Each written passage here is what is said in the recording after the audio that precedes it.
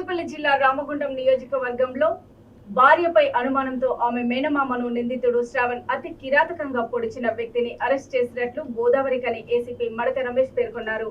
ఈ సందర్భంగా Godavarikhani 1 town police station లో నిందితుడు శ్రావణ్ ను ఏసీపీ అరెస్ట్ చేశారు.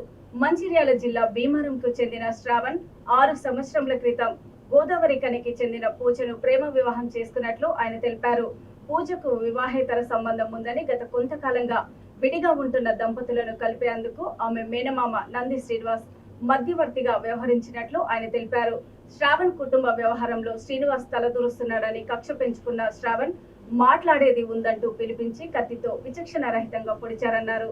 సంఘటన స్థలానికి చేరుకున్న 1 టౌన్ పోలీసులు శ్రీనివాస్ ను చికిత్స కోసం ఆసుపత్రికి తరలించారు.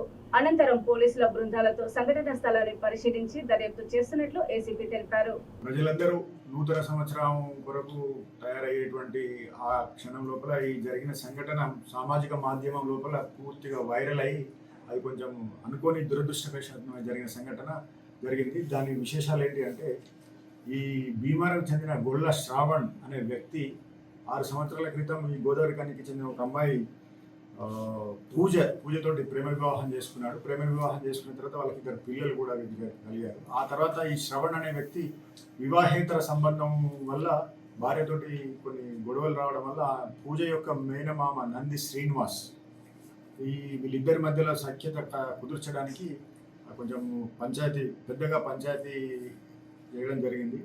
దాని మీద ఈ శ్రీనివాస్ మీద కక్ష పెంచుకొని ఈరోజు ఉదయం 11 గంటల ప్రాంతం లోపల ఆయనతో గోదావరిఖనికి వచ్చేసి ఆయనతో మాట్లాడాలని నమ్మించి కళాశాల ప్రాంగణంలోకి తీసుకెళ్ళి అక్కడ మాట్లాడుతూ అకస్మాత్తుగా కత్తితోటి ఆ శ్రీనివాస్ మీద దాడి చేయడం జరిగింది.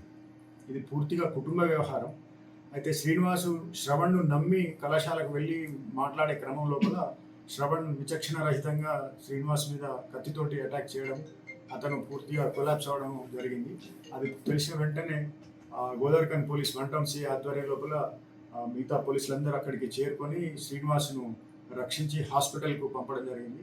దాని మీద శ్రవణ్ మీద హత్యా ప్రయత్నం కేసు నమోదు చేసి సిపి గారి ఆదేశాల మేరకు డీసీపీ గారి ఆదేశాల మేరకు ఒక 2-3 టీంలు పూర్తి స్థాయిలో ఈ కేసు మీద పంపించేసి ఈ శ్రవణ్ను ఈరోజు వెంటనే అరెస్ట్ చేయడం జరిగింది. అదుపులోకి తీసుకున్నాం. శ్రవణ్ను పూర్తి స్థాయిలో విచారించగా ఇంతకుముందు చెప్పినట్టు ఈ శ్రవణ్కు ఉన్న వివాహేతర సంబంధం విషయం లోపల శ్రీనివాస్ ఇన్వాల్వ్ అయ్యి ఇబ్బంది పెడుతున్నాడని కక్ష పెంచుకొని అతన్ని హత్య ప్రయత్నం చేయడం జరిగింది. శ్రవణ్ను ఈరోజు అరెస్ట్ చేశాము, కోర్టు కూడా పంపిస్తున్నాము. దీని మీద పూర్తి స్థాయిలో ఇన్వెస్టిగేషన్ చేసి శాస్త్రీయంగా ఇన్వెస్టిగేషన్ చేసి శిక్ష పడే విధంగా కూడా చేస్తాము.